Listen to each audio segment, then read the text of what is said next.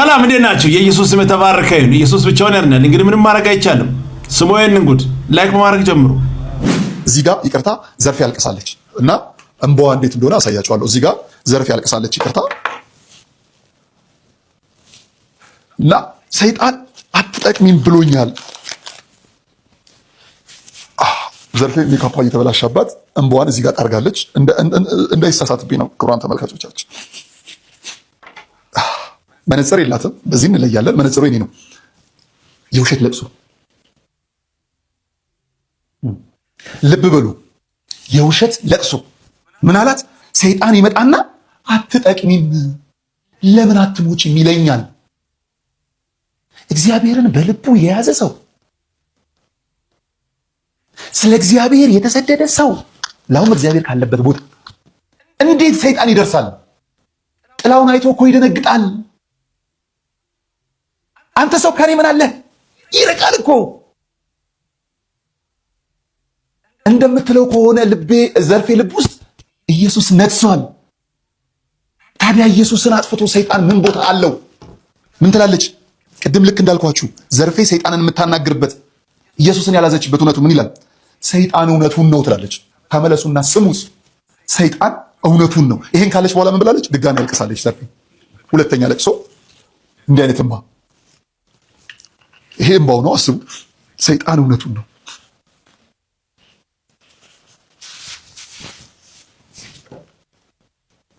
ያው ትዕግስት እኔ ጋር ስለሌለች እንትን ያለኝ የለም። ምንድነው እንትን ያለኝ የለም። ያው እንባዋ እንዲህ ሞልቶ በጣም ረጥቧል።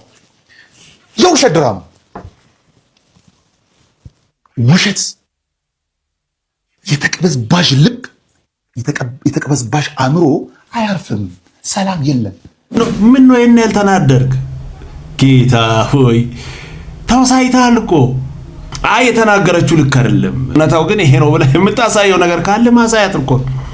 ተቃጥላል እኮ በኢየሱስ ስም። ምንድን ነው? የውሸቷን ነው። ልቧ ውስጥ እግዚአብሔር የለም፣ ሰይጣን ነው። ማቴዎስ ወንጌል ምዕራፍ 4 ቁጥር 1 ላይ ሄደህ ማንበብ ትችላለህ። ኢየሱስን እንኳን ለመፈተን አጋንንት መጥቷል። እንዴት በሷ ልብ ጌታ ካለ አጋንንት እንዴት መጣ? ጨለማ ጌታ በኢየሱስ መጽሐፍ ቅዱስን አንብብ። ድቅድቅ ጨለማ ውስጥ ቁጭ ያለ ሰው ጌታ ካለ ሂድ ከኔ ይላል ምናምን። አጋንንት ራሱ መልሶ ራሱ ሲናገር ኧረ መጽሐፍ ቅዱስን ሄደህ አንብብ። ማለት አንተ አሁን አጋንንት በማይደርስበት ቦታ ነው ያለ ማለት። አጋንንት በህይወት ላይ አይመጣም፣ አይፈትንህም። ከሳሽ የተባለው ለምንድን ነው ታዲያ? እንባውን እንዲህ የውሸት ድራማ ምናምን። አትቃጠል። ከጨለማ አምልጣለች። ምንም ማድረግ አይቻልም። የእሷ ጉዳይ በጣም የሚያሳስባችሁ ሰዎች አላችሁ። አትቃጠሉ። አምልጣለች። እንዴት እንደመጣች እንዴት እንዳመለጠች በአደባባይ በግልጽ ቋንቋ ይሄው ተናገረች። ምንም ማድረግ አይቻልም። ምስክርነት እኮ አለቀ። አትቃጠል። ክብር ለኢየሱስ ይሁን። ኢየሱስ ብቻውን ያድናል። ምንም ማድረግ አይቻልም። ስሙ ይሄንንም። የዘርፌ ነገር ሁላችንም የሚያሳዝን ነው። ኦርቶዶክሶችም ልታዝኑ ይገባል። እኛም ጴንጤዎች ልናዝንላት ይገባል። ድሮ ኦርቶዶክስ ቤተክርስቲያን እያለች የዝማሬ ጸጋ እንደነበራት ብዙዎች በሷ ዝማሬ እንደተባረኩ የምናውቀው ነው። ይህንን መካድ አንችልም። እንግዲህ ተገፍቻለሁ ብላ መጥታለች። መገፋት የለም የሚል ክርክር ውስጥ መግባት አልፈልግም። ነገር ግን ሁላችንም የምናስተውለው ነገር አለ። ልጅቱ ከዛ ከወጣች በኋላ በእነ ሱራፌል እጅ ነው ወደቀችው። ያዘምራት ጀመረ፣ ይዟት ይዞር ጀመረ። እለት እለት ጸጋዋ የተወሰደ አሁን እንደ ቆርቆሮ ትጮኻለች። አሁን ጆጭሮን አትሸወድበትም፣ ደረስ ላቆን አትሸወድባቸውም። ፒውር ወንበዴዎች ናቸው። ሌሎችም አሉ እንደዚህ አውሬ የሚጫወቱ። እኛ ጴንጤዎች ስልሰማው ልበል በኢየሱስ እግዚአብሔር ከእንደዚህ አይነት ግራ ከተጋባ ህይወት ያውጣል። ዝም ብዬ ፕሮፋይሉን ገብቻ አየው አለ። ሩሲያና ዩክሬን ላለ እዚህ ኢትዮጵያና ኤርትራ ፖለቲካ ውስጥም አለ። እዚህ ደግሞ መጥቶ እንደዚህ ቆርቆሮ ነው ወደቀ ምናምን። ይሁን እለት ጸጋዋ እየተወሰደ ስለሆነ እንደዚህ እያየ በቃ አንድ ሄደ ሁለት ሄደ እየቆጠረ የወሰደ አይመስልም። እንደ ቆርቆሮ ትጮኻለች። አንተ በዚህ ልክ እርግጠኛ ሆነ ጸጋዋ ሄዶ እንደ ቆርቆሮ እየጮኸች ነው። በምን ጸጋ ነው ይሄን መለየት የቻልከው? አንተ እንደዚህ እርግጠኛ ሆነ ለመናገር እንዴት ቻልክ? አንተ እንደውም ድብልቅልቅ ያልክ ሰው ነህ። በሁሉም ነገር ላይ አለ።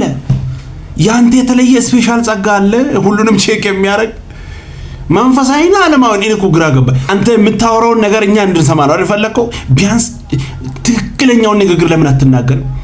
የሚያስጠላ ንግግር በኢየሱስ እንዴ ቆርቆሮ ማዘን አለብን እኛ ጴንጤዎች። ለራስ ይዘን እንዲም አለው እዛም አለ፣ ፖለቲካም ውስጥ አለው፣ መንፈሳዊ ውስጥም አለው። ምንድነው ይሄ ነገር? ለይ እንጂ ጎራን እኛ ጴንጤዎች አረብ ዋጋ አትክፈል ወገን። አምልጣለች። እግዚአብሔር በህይወቷ ላይ ያደረገውን ነገር በአደባባይ መሰከረች። አለቀ።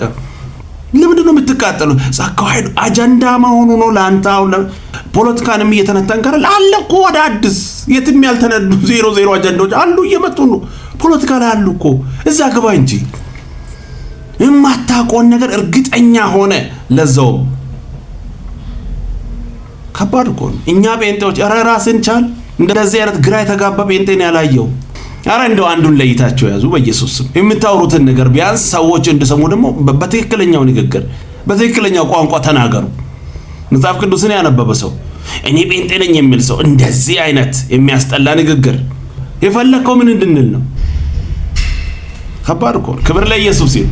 ኢየሱስ ያድናል። አትቃጠሉ። አምልጣለች እሷ። ምንም ማድረግ አይቻልም። እንደ ቆርቆሮ እየጮክ ያለ አንተ ነህ። አምልጥ። ህይወት ኢየሱስ ነው። ብቻውን ህይወት ይሰጣል። ምንም ማድረግ አይቻልም። ሰማይንንም ሃይማኖታዊ ለዘብተኝነት እየመጣ ነው እዚህ ሀገር። እግዚአብሔርን መጫወቻ ያረገ፣ እግዚአብሔርን መፍራት የሌለበት፣ እንደፈለገ የሚናገር፣ እንደፈለገ የሚሳደብ፣ እንደፈለገ የሚኖር፣ የሚመቸውን የሚያረግ ኃይል ለዘብተኛ ነው። እግዚአብሔርን ማይፈራ እግዚአብሔርን መመራመሪያ እንቁራሪት ይመስል ሲያገላብጥ የሚውል የእግዚአብሔር ፍርሃት የሌለው እንደፈለገ የሚያረግ ሶሻል ሚዲያ ደግሞ ያጋጋለው እና ማዕረግ መስሎት እሱም ዝም ብሎ በቃ እንደፈለገ የሚሳለቅ። በእግዚአብሔር እሳት አትሳለቁ። ከአሮን ልጆች ተማሩ። በእግዚአብሔር እሳት በእግዚአብሔር ሥራ አትሳለቁ። I'm telling you ማስፈራሪያ ሳይሆን ሪያሊቲ ነው። ደስ የሚል ቆንጆ መልእክት ሰምታችኋል። ይሄ ነው እውነታው። ምንም ማድረግ አይቻልም። ኢየሱስ ግን ብቻውን ያድናል። ስሙኝንም የእውነቴን ነው። ይሄንን ጸሎት አሜን ብላችሁ ውሰዱ። እንደዚህ አይነት ሰዎች እየበዙ ነው። አሜን ብላችሁ ውሰዱ። እግዚአብሔር እንዲጠብቀን ስሙ።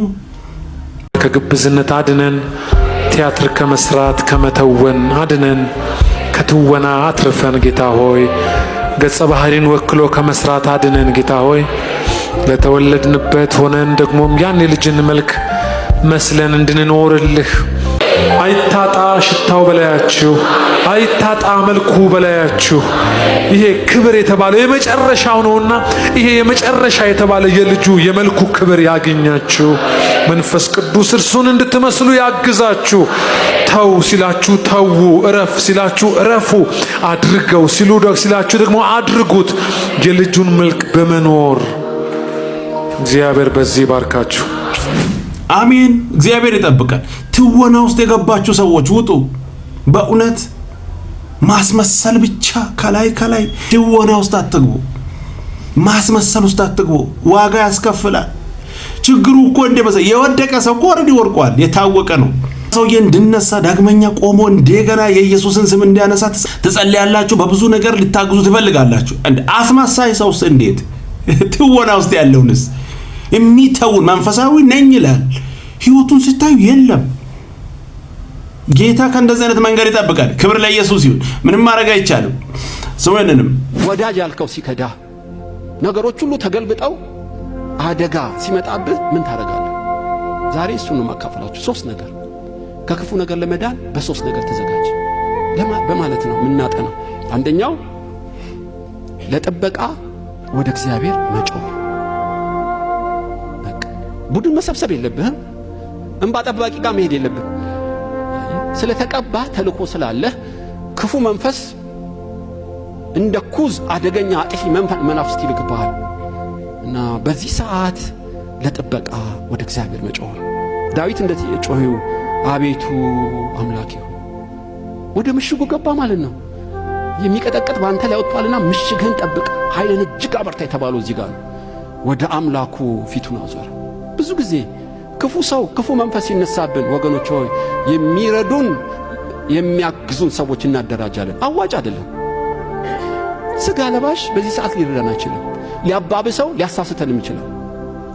መከራ ሲመጣ መጀመሪያ ማድረግ ያለብህ ሁሉን ወደሚችል አምላክ መጮህ፣ ጮሆ መዳን። እግዚአብሔር ይርዳን። አየህ፣ በስልክም በአካልም ስሜትን እየገለጥክ እንዲረዱልህ ንጹህ መሆንህን መንገር አያዋጣህም። የሚያድን የሚታደግ አንድ ብቻ ነው፣ እርሱ እግዚአብሔር ይባላል። ጮሆ መዳን። አድነኝ ጌታ ሆይ አድነኝ። አብርሃምም አቤሜሌክ ክፉ እንደሆነ ስለ ሚስቱ ሊገለው እንደሚችል ገባው። ታውቃላችሁ፣ ወሰዳት እህቴ ነች ስላለ። አብርሃምም በሩን ዘጋ። የዘላለም አምላክ ሚስቴን አድን ብሎ ጮኸ። እግዚአብሔር በሌሊት አቤሜሌክ ቤተ መንግሥት ገባ። ነብይ ነው ይጸልያል፣ መልሳለሁ። ነብይ ነው፣ ሰው ያደራጃል፣ ግሩፕ ይሰበስባል አላለው። ወደ እኔ ይጸልያል። ጸሎትን የሚሰማ በዙፋኑ ላይ አለ። ወገኖች፣ ሰው አይረዳችሁም። አልቅሰህ ብትነግረው አይገባው። አየህ፣ ተጨንቀህ ብትነግረው የልብህ አይገባው። የሰው የልብ ጭንቀት የሚገባው የእንባን ድምፅ የሚያነብ ኢየሱስ አለ። ሁሉ ባይገባው ኢየሱስ ይገባዋል። ደስ የሚል ቆንጆ መልእክት። ክብር ሁሉ ለኢየሱስ ይሁን። ኢየሱስ ብቻውን ያድናል። እንግዲህ ምንም ማድረግ አይቻልም። ቀጣይ በሌላ እንገናኛለን። ሰብስክራይብ፣ ሼር፣ ላይክ ማድረጋችሁን እንዳትረሱ። ወዳችኋለሁ። ተባረኩ።